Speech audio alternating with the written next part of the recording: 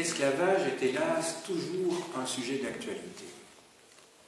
Dans le monde, à l'heure actuelle, il y a encore de très nombreux esclaves. Ils se comptent par dizaines de millions.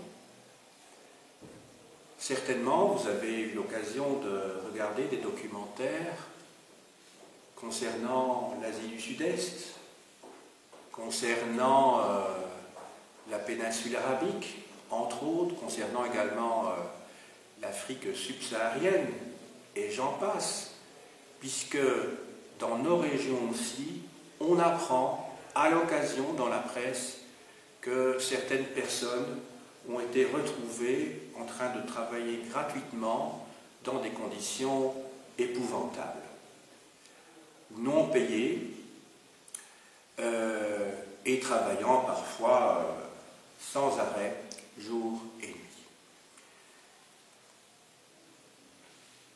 L'esclavage est donc un sujet qui doit nous interpeller. Et pour essayer de comprendre ce phénomène, rien de tel que de faire une plongée dans le passé, et plus particulièrement dans ces sociétés qui sont à l'origine de notre mode de vie, et curieusement, dans certaines de ces sociétés où nous puisons ce que l'on appelle pompeusement nos valeurs.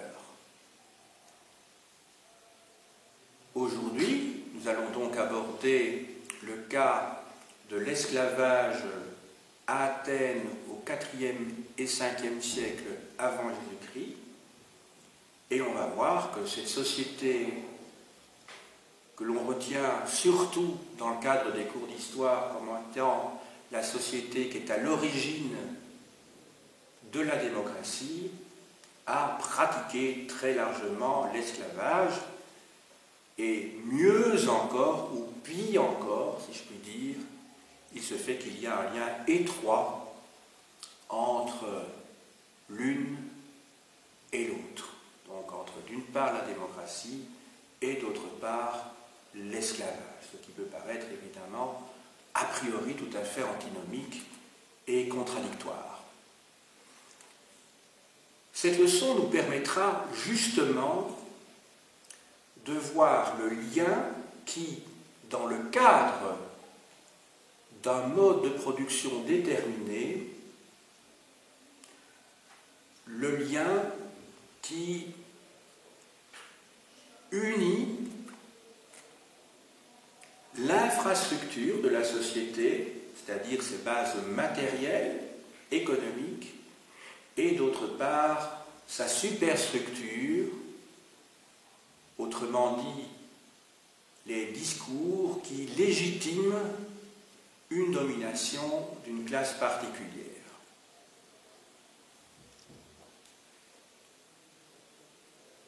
Le plan d'aujourd'hui suivra le fil que je vais évoquer devant vous maintenant. On abordera tout d'abord, dans un premier temps, tout à fait logiquement, le problème de l'identité. Qui sont les esclaves? Comment devient-on un esclave? Dans un deuxième temps, on s'interrogera sur la valeur des esclaves. Et dans un troisième temps, il sera question des différents secteurs d'activité où on les faisait travailler, puisque par définition, ils n'avaient pas le choix de leur travail. Enfin, on essaiera de tirer quelques conclusions de cette leçon. Je commence donc par le problème de l'identité, si je puis dire.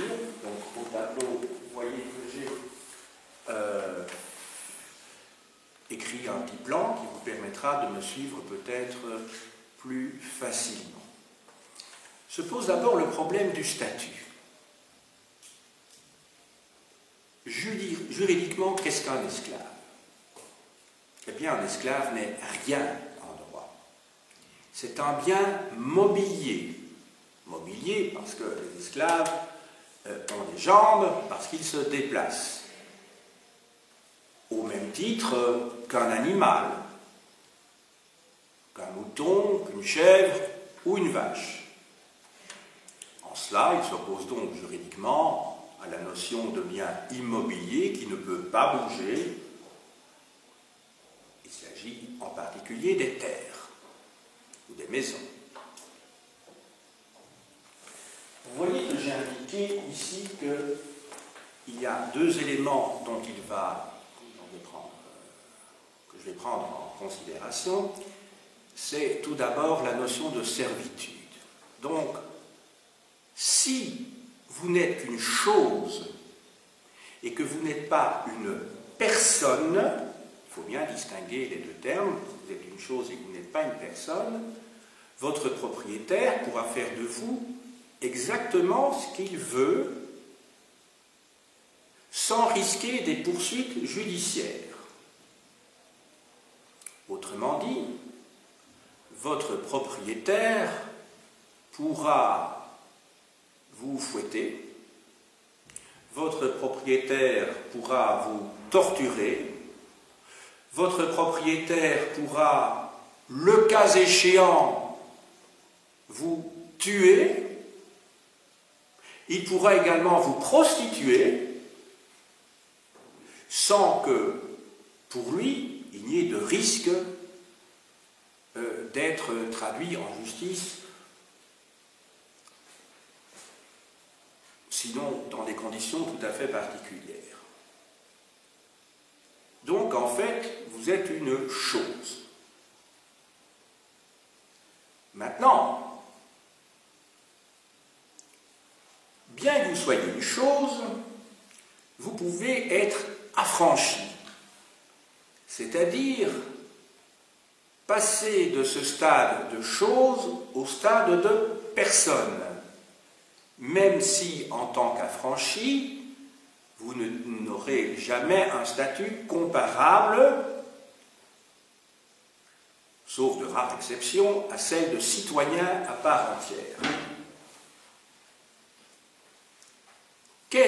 Dans quelles circonstances un maître pouvait-il affranchir un ou une esclave? Tout d'abord, il pouvait prévoir qu'après sa mort, un esclave soit affranchi. Pour cela, il devait avoir rédigé un testament.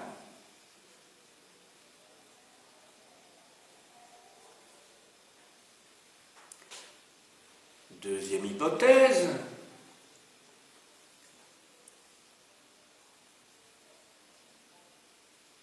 l'esclave, parce que c'était possible, à Athènes au 5e et 4e siècle, pouvait s'émanciper, et le mot s'émanciper vient de deux mots latins qui signifient sortir de la servitude. Eh bien, un esclave pouvait s'émanciper en rachetant sa liberté grâce aux économies qu'il était parvenu à faire. En effet, les esclaves pouvaient se constituer un pécule lorsqu'ils travaillaient. Alors ce pécule n'était pas évidemment un salaire, c'était qu'à côté du travail non rémunéré qu'ils effectuaient, ils parvenaient à effectuer un certain nombre de petits travaux qui, eux, étaient rémunérés. Puisque tout à fait logiquement, le salaire, enfin, il n'y a pas de salaire, le travail effectué, eh bien, revenait, je dirais, directement au maître. Troisième hypothèse. Donc vous avez retenu, première hypothèse, c'est le testament. Deuxième hypothèse, c'est la constitution d'un pécule. Troisième hypothèse, c'est que vous pouviez être libéré pour service rendu. Alors, je vais vous citer deux cas qui n'ont rien à voir l'un avec l'autre, mais qui appartiennent à la même catégorie. Premier cas, donc, celui d'une femme qui était l'esclave d'un maître et qui avait eu ses faveurs. Il pouvait, par amour ou par considération qu'il pouvait avoir eu pour les services rendus, entre guillemets, hein, c'est un mot bien savant pour expliquer quelque chose qui est terre à terre, il pouvait libérer cette femme. Un autre cas de service rendu qui a été pratiqué, c'est lorsque des esclaves avaient participé à une campagne militaire qui avait conduit à une victoire.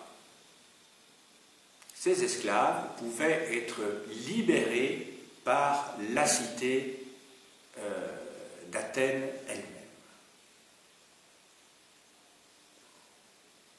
On va passer maintenant au point suivant, les catégories. Et je vais distinguer ici deux catégories. On va prendre d'abord le cas de ce qui n'est pas athénien. Autrement dit, ce que l'on appelle l'esclavage rural, pour utiliser la terminologie des historiens modernes. Alors, de quoi s'agit-il? Dans un certain nombre de territoires du monde grec, des populations indigènes avaient été asservies lors de la conquête. En tout cas, c'est l'hypothèse la plus probable, même si elle n'est pas certaine. C'est ainsi que, si vous prenez le cas de Syracuse, en Sicile, si vous prenez le cas de certaines régions de la Crète, donc au sud de la Grèce continentale, si vous prenez le cas de Sparte, avec le célèbre exemple des Ilotes, si vous prenez le cas également de la Thessalie, qui se trouve dans la partie, je vais vous le montrer,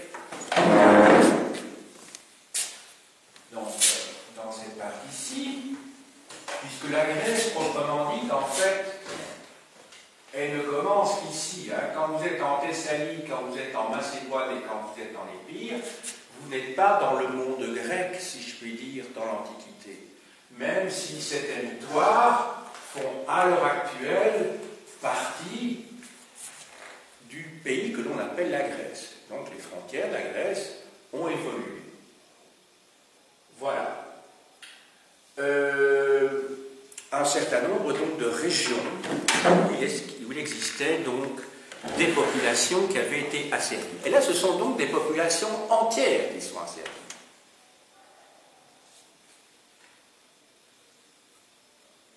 À Athènes, cette situation a disparu complètement à partir du début du VIe siècle, avant Jésus-Christ. En effet, en 594, un grand législateur d'Athènes qui s'appelle Solon, S-O-L-O-N, a décrété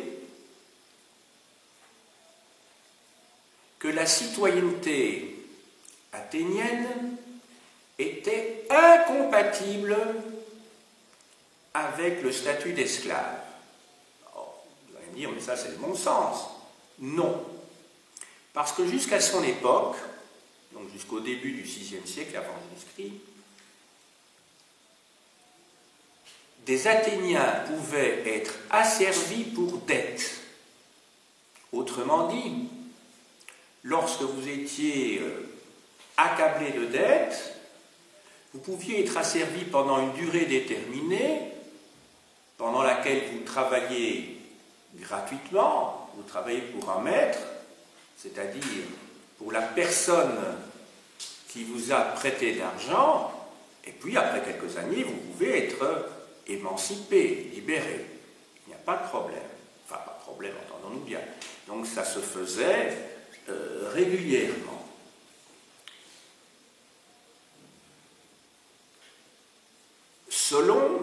décrété, dans une conjoncture particulière de l'histoire d'Athènes, que dorénavant, on allait libérer les citoyens endettés de cette déchéance, si je puis dire, qui les conduisait à la servitude. Cette démarche, ce décret s'appelle, je l'ai écrit au tableau, en dessous du titre, voilà, est indiqué la Sesakteia. Sesakteia. Alors, le CH se prononce bien K, parce que c'est la lettre Ki en grec, ce n'est pas la lettre Kappa, et vous avez ensuite TH, qui est la lettre θ, à distinguer de la lettre To. Donc la Sesakteia. De quoi s'agit-il? Eh bien, littéralement, ça veut dire que vous êtes déchargé du fardeau de la dette. Donc ça veut dire libération du fardeau. Dorénavant, les citoyens grecs ne pourront plus tomber dans la servitude pour dette. L'idée, effectivement, c'est que ce qui réunit tous les Athéniens, c'est l'ethnos, c'est-à-dire cette notion de peuple, autochtone, se basant sur le mythe, dans lequel tous les habitants de l'Attique sont issus véritablement comme des plantes de la terre où ils sont nés. Donc, il n'y a plus d'esclaves athéniens à partir du VIe siècle avant Jésus-Christ. Par conséquent, tous les esclaves que l'on va trouver en Attique, c'est-à-dire dans cette cité-État, la cité-État d'Athènes, seront des étrangers. Alors que si vous prenez le cas de Sparte, par exemple, je vous ai cité bien d'autres territoires en Grèce. Si vous prenez le cas de Sparte, vous avez les Ilotes qui sont des habitants de la Lacédémone, donc de l'État spartiate, de la cité-État spartiate, qui, eux, sont des esclaves et qui ne viennent pas de l'étranger. Ce sont des indigènes. Voilà. On va passer maintenant au point suivant qui est l'origine des esclaves. Autrement dit, où les trouve-t-on et comment devient-on esclave? Alors, la raison majeure, je dirais, ou première, c'est lorsque Athènes menait une campagne militaire contre un ennemi, les ennemis vaincus, et c'était dans la tradition, c'était reconnu, les ennemis vaincus, par le seul fait qu'ils avaient été vaincus, devenaient la propriété de leur vainqueur. Deuxième hypothèse, qui était fréquente aussi, c'était la piraterie. Donc dans ces deux cas-là, il s'agit bien de prise. Prise de guerre, et dans l'autre cas, prise qui n'est pas de guerre, mais enfin, une prise quand même, à la suite d'un acte que nous pourrions, et que nous condamnons moralement, mais en tout cas en Grèce, c'était accepté. On n'avait qu'à ne pas se faire prendre sur mer, tout simplement.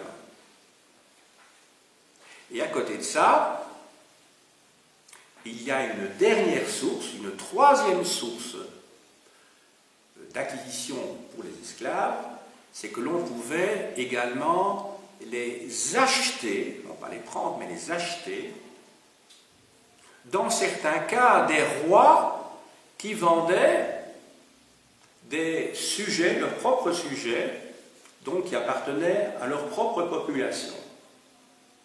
Ça nous fait penser évidemment à ce qui s'est passé lorsque les Européens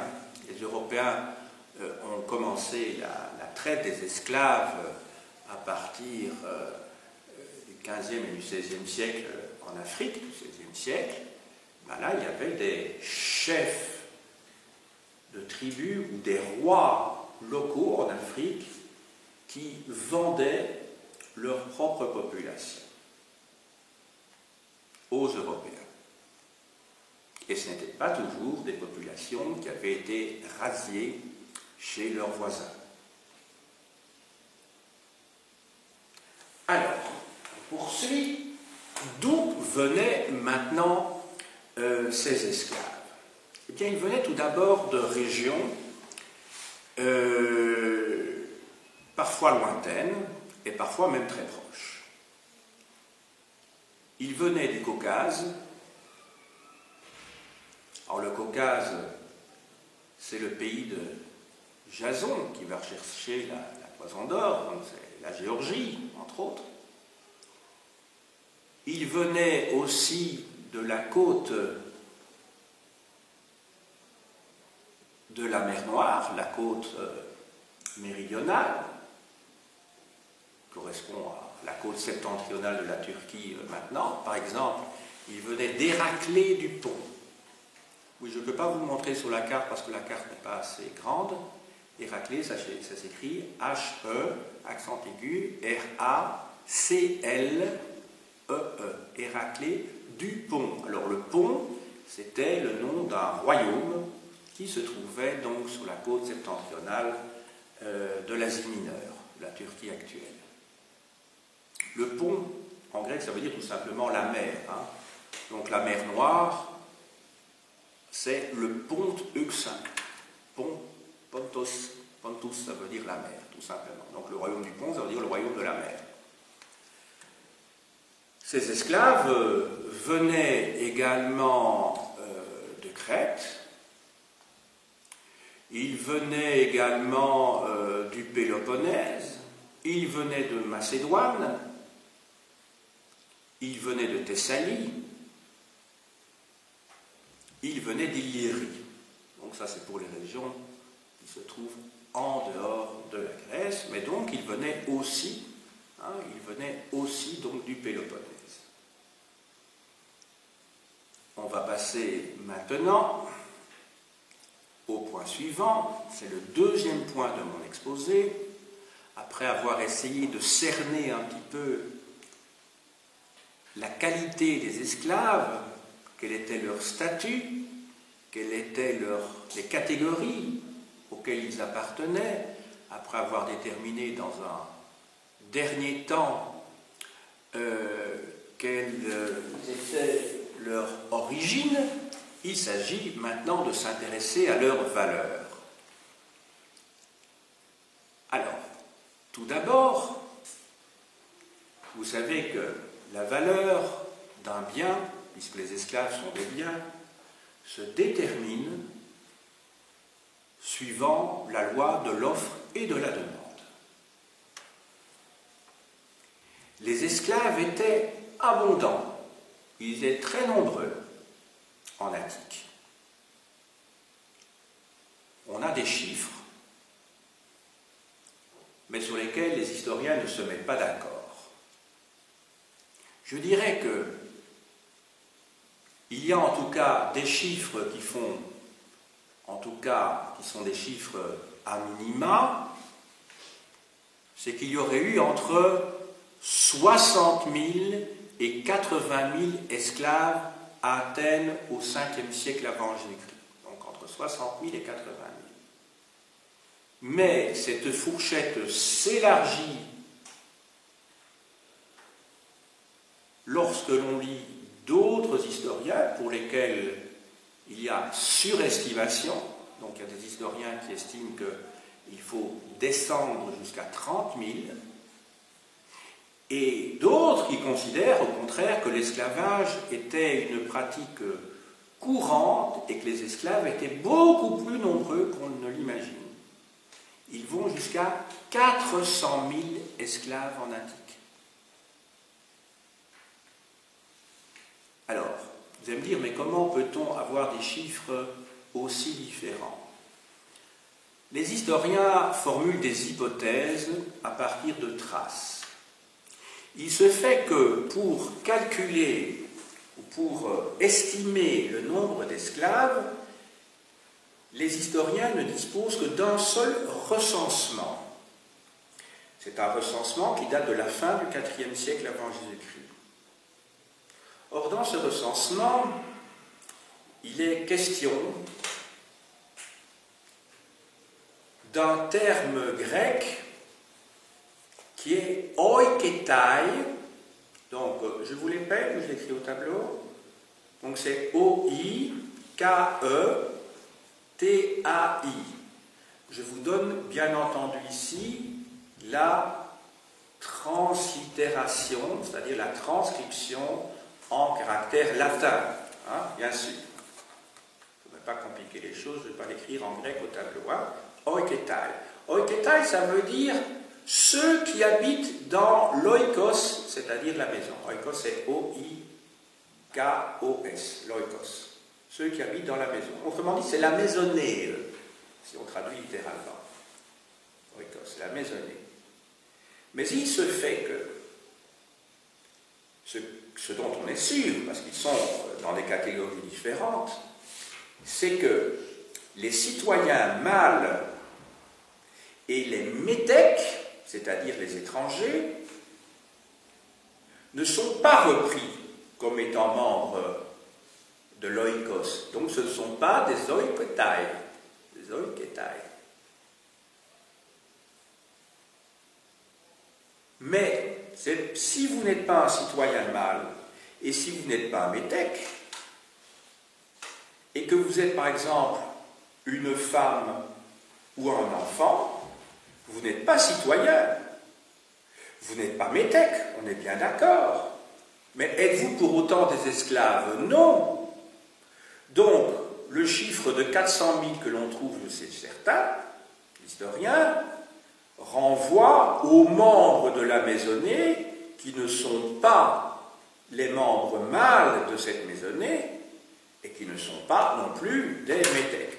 Donc vous voyez qu'il faut prendre ces chiffres avec une certaine circonscription.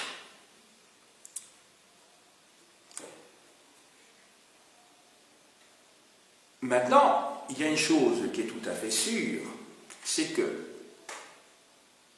les esclaves étaient au moins aussi nombreux que les citoyens. Parce que quelle que soit la fourchette prise, on arrive à un chiffre tel que les esclaves étaient aussi nombreux, si pas plus, que les citoyens.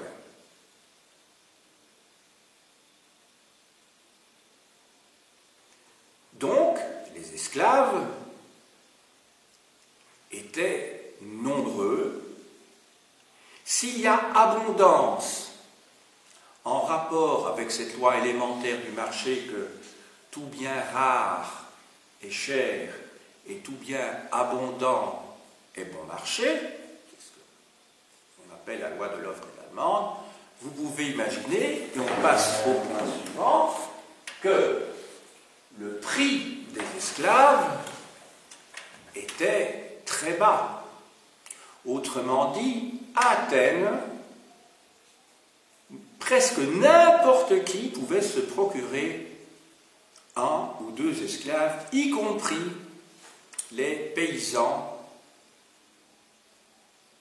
qui n'étaient pas aisés. Je ne parle pas des pauvres, mais en tout cas, avoir un esclave, ce n'était pas du tout du luxe.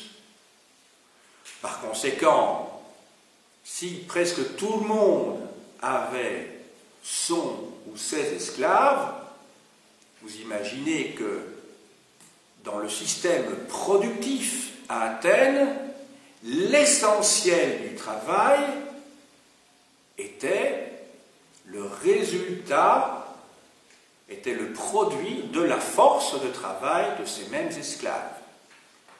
On est bien donc dans un mode de production et on n'est pas dans une activité marginale. Donc l'esclavage n'est pas une activité marginale, ça veut dire un mode de production. De la même manière que au XIXe siècle et dans une grande partie, dans la première moitié du XXe siècle, les ouvriers étaient, je dirais, le nerf, le moteur du mode de production capitaliste.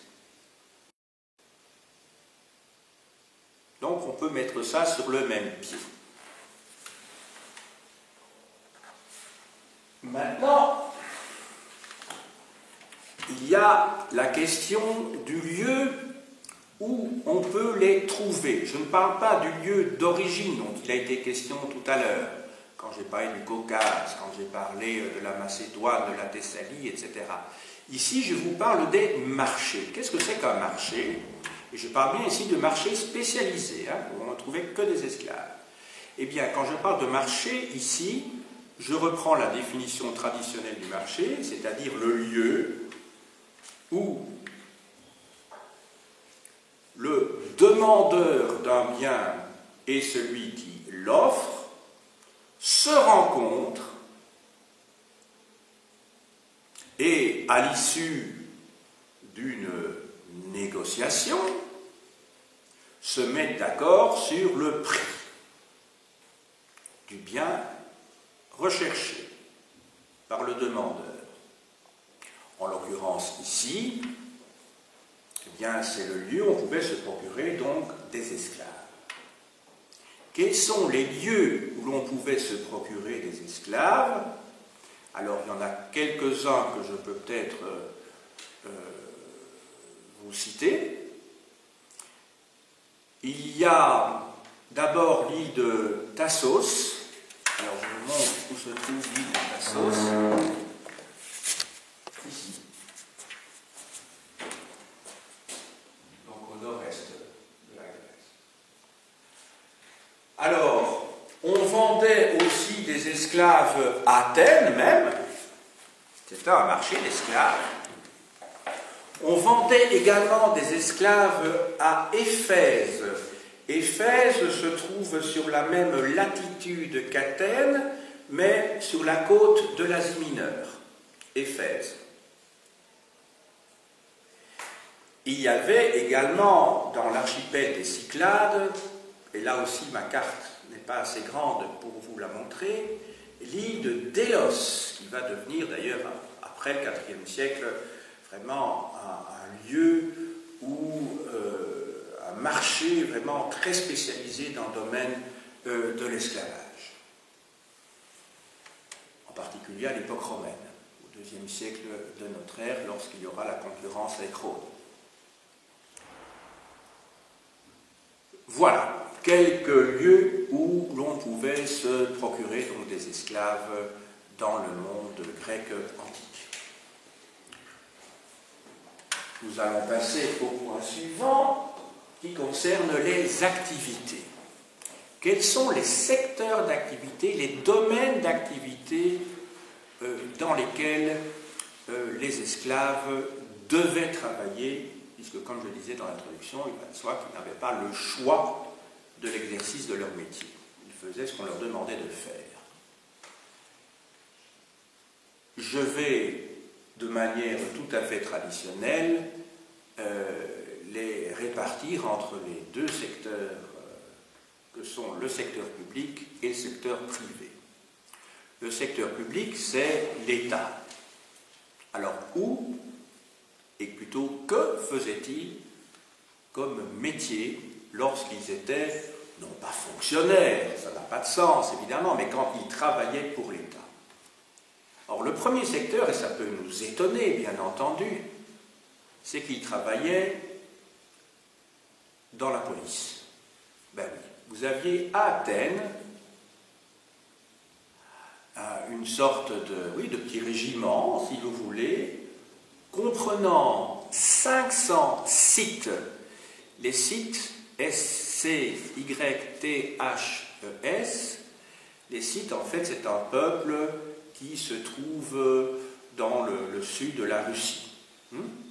Eh bien, les sites, il y avait 500 archers scythes qui étaient des esclaves et qui était chargé de maintenir l'ordre. Donc vous imaginez qu'à Athènes, les policiers étaient des esclaves. Ça peut nous paraître très étonnant, d'autant plus qu'ils avaient donc une délégation de l'autorité publique entre leurs mains. Donc ça veut dire que des esclaves qui ne sont pas donc, qui ne sont juridiquement pas des êtres humains, avaient autorité sur des citoyens qui, eux, étaient libres. Ça peut nous paraître assez rocambolesque, mais enfin, c'était le cas. Autre domaine où vous aviez des esclaves qui travaillaient pour l'État, c'était dans l'administration.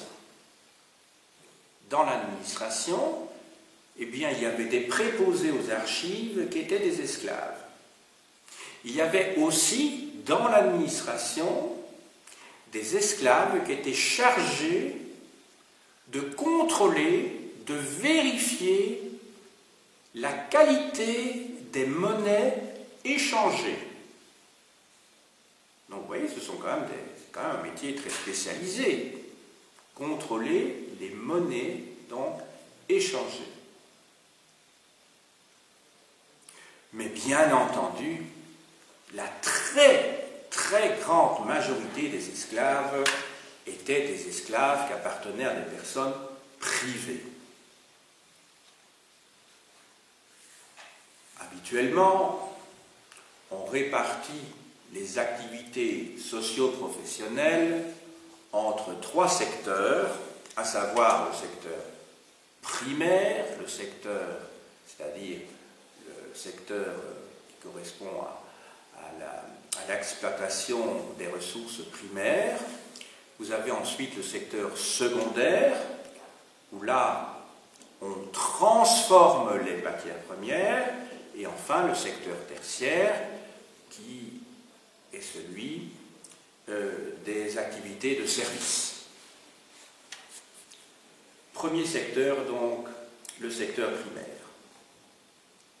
Il y avait des milliers d'esclaves qui travaillaient dans les mines, en particulier dans les mines du Laurion, L-A-U-R-I-O-N, Laurion. Je vous montre où se trouvaient ces mines. Donc ici, donc, en rose, vous avez l'Attique, c'est-à-dire la cité-État d'Athènes. Alors, les mines du Laurion se trouvaient tout à fait dans la partie méridionale, donc un petit peu au nord du Cap Sounion, que connaissent bien ceux qui ont déjà été en Grèce, les mines du Laurion. Eh bien, lorsque les Spartiates, pendant la guerre du Péloponnèse, qui se déroule dans la deuxième moitié du 5e siècle avant Jésus-Christ, lorsque les Spartiates ont pris Décélie, alors Décélie, c'est une localité qui se trouve ici. Eh bien, lorsque les Spartiates ont pris Décélie, il y a eu 20 000, tenez-vous bien, 20 000 esclaves qui ont fui des mines argentifères du Laurion. Argentifères, ça veut dire des mines qui produisaient donc l'argent, entre autres pour la monnaie. Alors vous allez me dire, mais comment est-il possible qu'il y avait une telle concentration d'esclaves? Donc vous imaginez 20 000 esclaves qui ont fui de ces mines du Laurion. Alors vous allez me dire, mais donc ça veut dire qu'en fait, l'État athénien, par le processus de l'adjudication, louait donc l'exploitation des mines à des particuliers qui faisaient travailler les esclaves dans les dites mines dans des conditions épouvantables. Pensez un petit peu aussi aux latomies, c'est-à-dire ces carrières de pierre en Sicile.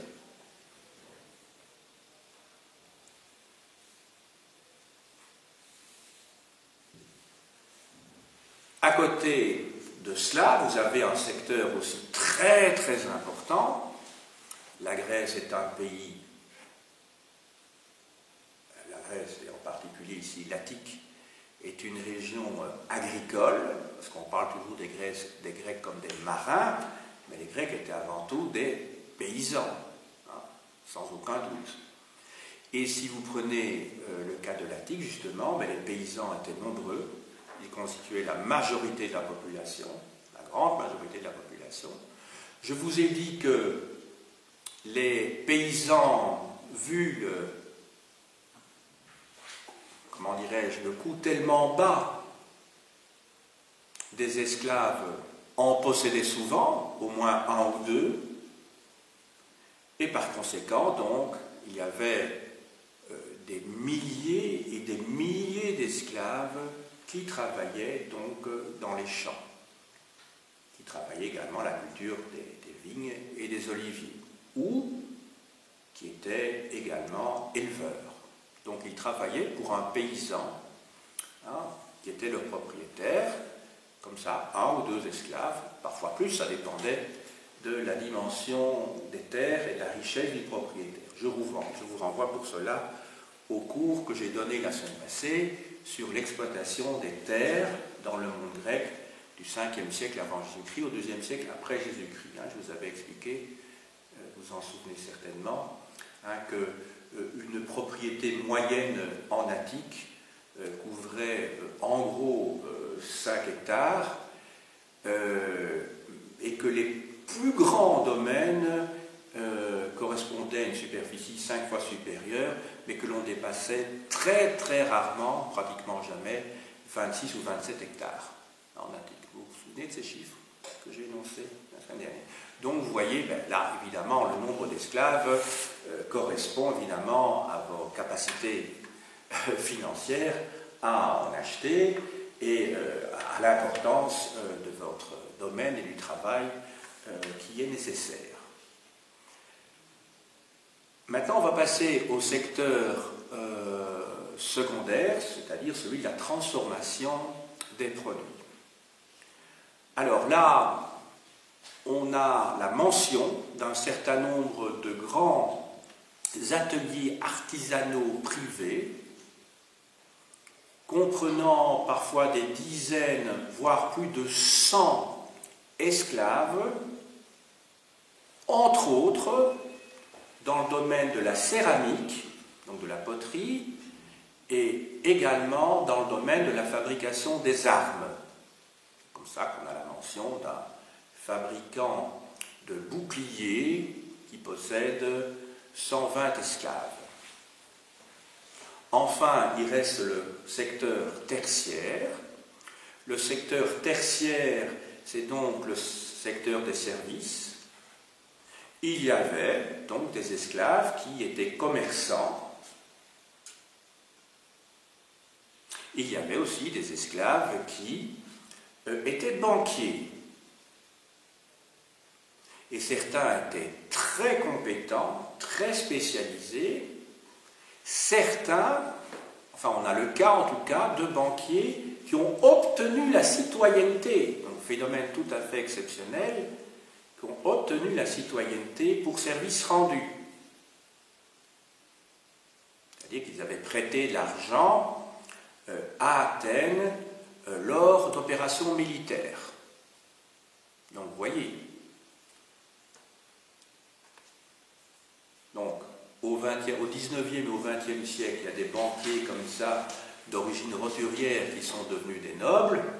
Je pense au Rothschild, par exemple, ou à la famille Lambert, je ne sais pas moi, en Belgique. Vous pensez à certains industriels, enfin, il n'y a pas seulement les banquiers, mais qui deviennent des barons ou des comtes de la finance ou de l'industrie. Et bien, à Athènes, au 5e, au 4e siècle avant Jésus-Christ, il y avait donc des esclaves qui pratiquaient donc le commerce de l'argent et qui obtenaient la citoyenneté. Donc c'est assez remarquable, hein, à noter. D'autant plus que je vous rappelle que l'affranchissement dont il était question tout à l'heure, les affranchissements étaient rares. on a compté on a des chiffres pour les années, pour les 2 décennies qui vont de 340 à 320 avant Jésus-Christ. Il y a entre 40 et 50 affranchissements par an. C'est très peu de choses par rapport aux dizaines de milliers d'esclaves que j'ai mentionnés tout à l'heure. Et là, il s'agit donc d'accès à la citoyenneté, qui est encore un stade supérieur à l'affranchissement.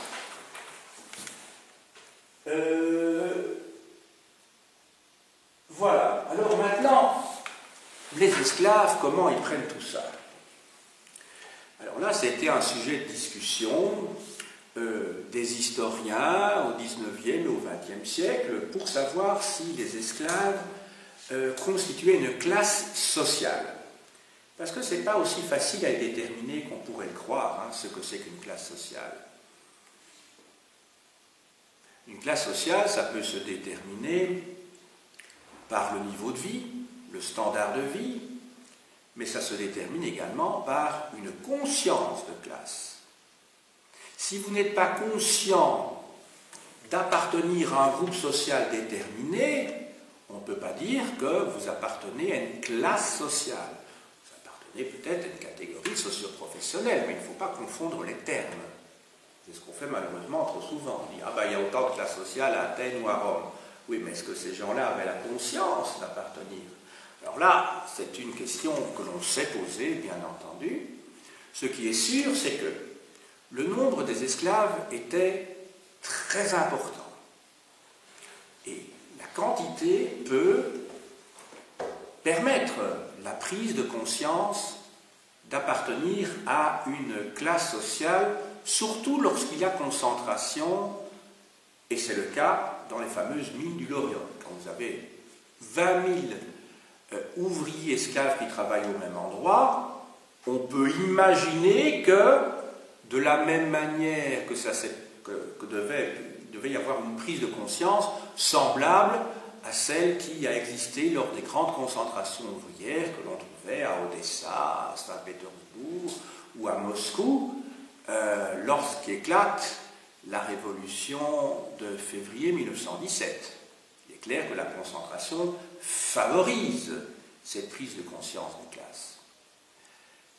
Ce qui est sûr, c'est que les esclaves avaient des conditions de vie, des conditions de travail qui étaient très variables.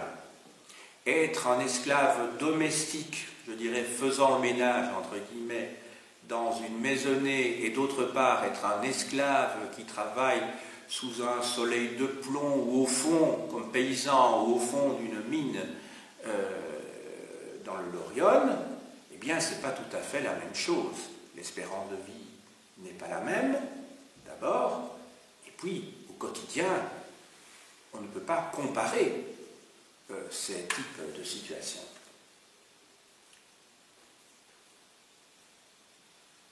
Il y a eu donc des fuites, on l'a vu, après 413, lorsque les Spartiates prennent des Célies en Attique, il y a eu aussi des révoltes d'esclaves. Et ça, on le sait qu'il y a eu des révoltes d'esclaves. On parle beaucoup là du soulèvement de Spartacus, ce gladiateur thrace, entre 73 et 71 en Italie, 73-71 avant Jésus-Christ, en Italie, donc dans le monde romain. On ne parle peut-être pas assez des soulèvements d'esclaves dans le monde grec. Sinon, pour évoquer, et là on le fait davantage, les soulèvements des Ilotes ou des Messéniens dans le territoire lacédémonien. Je vais vous lire un tout petit passage ici tiré du livre 6 des lois de Platon. Platon, qui est ce grand philosophe qui vit donc entre 428 et 348 avant notre ère. Et Platon, si on prend le livre 6, dit à un moment donné ceci. Par conséquent, l'esclave est une possession bien embarrassante. L'expérience l'a souvent démontré, témoin les révoltes habituelles si fréquentes chez les Messéniens, les mots qui arrivent dans les États où il y a beaucoup d'esclaves parlant la même langue, les vols et le brigandage de toutes sortes commis en Italie par ceux qu'on appelle des rôdeurs. À la vue de tous ces désordres, on est embarrassé sur le parti qu'il faut prendre en ces matières. Il ne reste que deux moyens. Le premier, c'est d'avoir des esclaves qui ne soient pas du même pays et qui, autant que possible, ne parlent pas la même langue, si l'on veut qu'ils supportent plus aisément la servitude. Le second, de les bien traiter, non seulement pour eux-mêmes, mais plus encore en vue de notre propre intérêt. Donc on voit ici que Platon, qui est associé à un système philosophique idéaliste, je dirais, n'a pas une vision très humaine des choses. Il a une vision qui est purement opportuniste, assez cynique. Il dit que pour ne pas avoir de soulèvement, il ne faut pas mettre ensemble des gens qui puissent se comprendre. Mais oui, s'ils parlent la même langue, ils peuvent fomenter des révoltes ou des fuites collectives. Ensuite, deuxième élément, il dit qu'il ne faut pas les maltraiter, non pas par humanité, mais parce que ce n'est pas l'intérêt du propriétaire de maltraiter ses esclaves, parce qu'il va les pousser à bout. Et ensuite, vous pensez bien que si vous les maltraitez, même si ce n'est pas la raison pour laquelle il indique, mais si vous maltraitez un esclave, si vous l'épuisez à un moment donné, je veux dire, il sera moins productif. Mais enfin, ce qu'il met en évidence ici, lorsqu'il parle de maltraitance, il fait référence, bien entendu, au fait qu'on n'a aucun intérêt, effectivement, à susciter des révoltes. Il est intéressant de voir également qu'Aristote, qui est son élève, son successeur, mais qui s'est opposé à lui, dans les politiques, je peux le montrer, les politiques, au livre 1 des politiques, ici je prends l'édition Garnier-Flammarion, il parle aussi des esclaves, mais il n'en parle pas du tout avec humanité.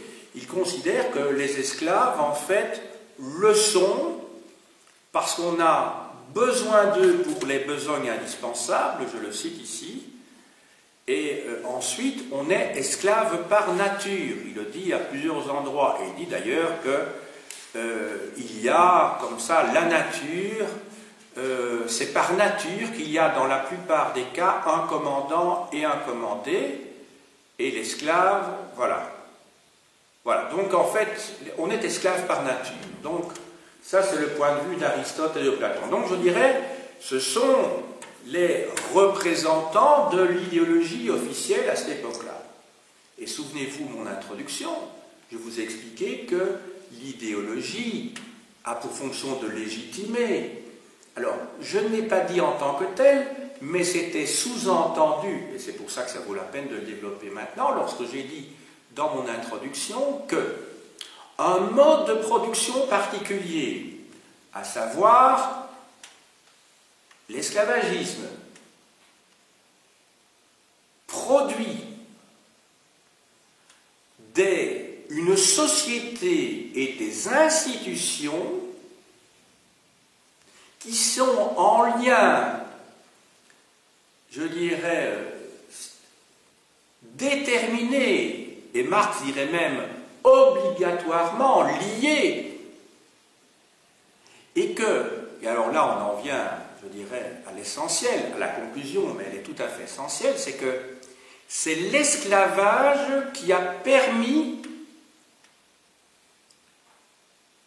la naissance et le fonctionnement de la société démocratique. Alors vous allez me dire, mais qu'est-ce que c'est que ce charabia, ça ne tient pas la route. Mais oui, parce qu'à partir du moment où où presque tous les citoyens disposent d'un ou deux esclaves, voire beaucoup plus, vous avez un temps libre qui se dégage. Alors, soit on l'utilise pour les loisirs, soit on l'utilise pour assister à ces grandes réunions, ces grands messes démocratiques sur la PNIX, donc à Athènes, où l'ensemble des citoyens sont conviés et où ils peuvent aller parce que justement, il y a des gens qui travaillent pour eux pendant ce temps-là. Vous voyez, je dirais, la perversion de l'origine du système démocratique. Dans nos sociétés où un président français, en 2007, lors de sa campagne pour les élections présidentielles, enfin il n'était pas encore président à ce moment-là, il va le devenir, je parle bien sûr de Nicolas Sarkozy, a pour slogan « Travailler plus pour gagner plus ». Ce qui est faux évidemment, hein, mais bon. Travailler plus pour gagner plus, ça veut dire que si vous travaillez plus, vous avez moins de temps libre, donc vous allez avoir plus d'argent, mais quoi, pour survivre ou pour consommer, puisqu'il faut faire fonctionner le système capitaliste. Donc, à partir du moment où vous travaillez plus, vous avez moins de temps, et comme nous sommes dans des sociétés où, dans la conjoncture actuelle, il s'agit d'être plus productif, c'est-à-dire de produire plus par unité de temps, il est évident que quand on rentre chez soi, on est fatigué.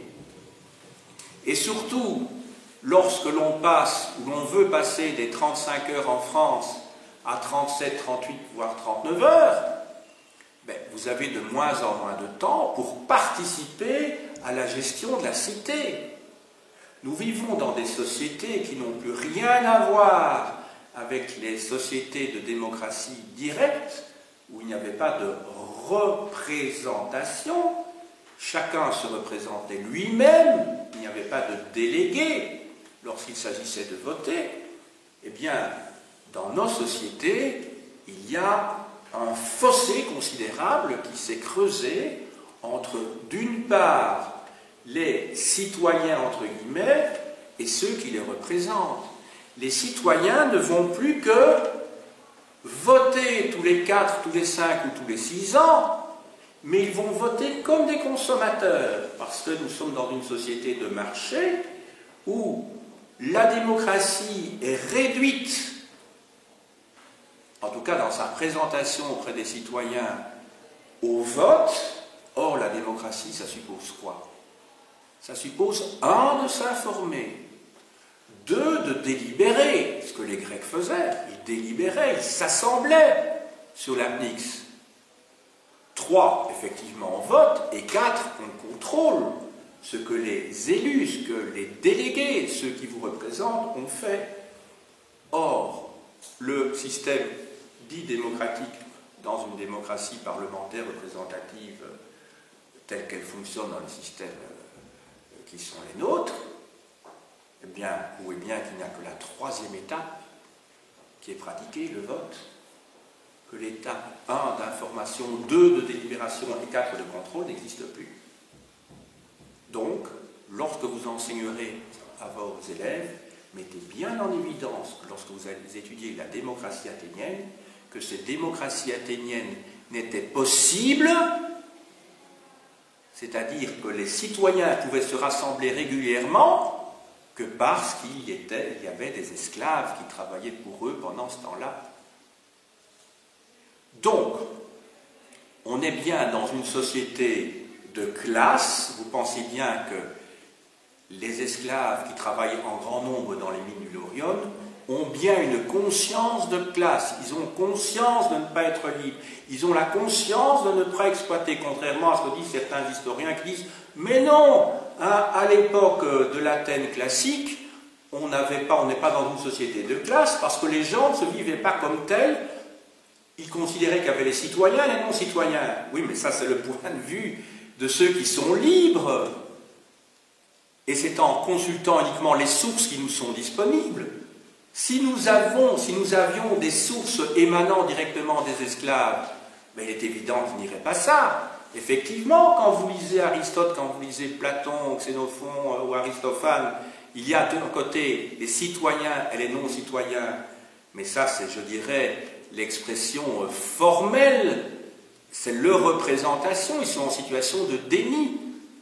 Hein, il y a encore des gens qui, à l'heure actuelle, raisonnent comme ça. Il y a les habitants du pays et les étrangers qui ne raisonnent pas en termes de classe. Mais non, il y a les exploiteurs et les exploités, ce serait peut-être un peu plus juste.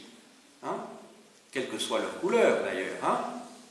Lakshmi Mittal, hein, quand il dominait la sidérurgie dans le bassin liégeois ou en Lorraine, il était indien, mais il avait une conscience de classe de bourgeois, de grands bourgeois.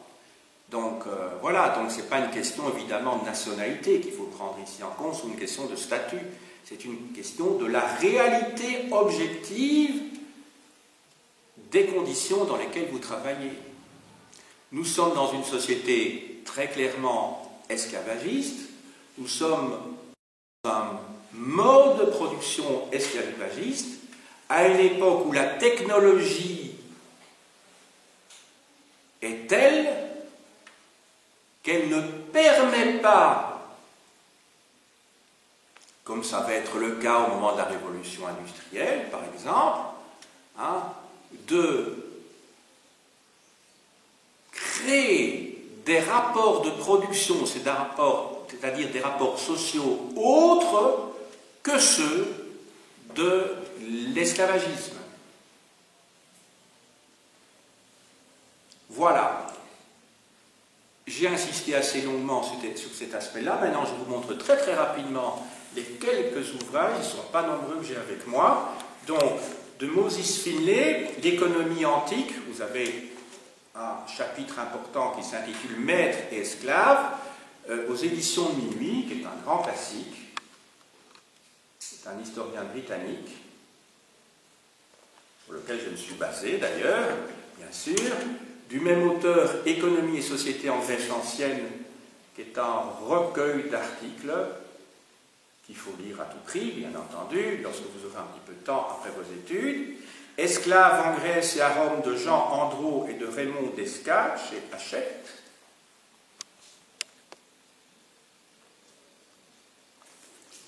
De Yvon Garland, Les esclaves en Grèce ancienne, aux éditions La Découverte.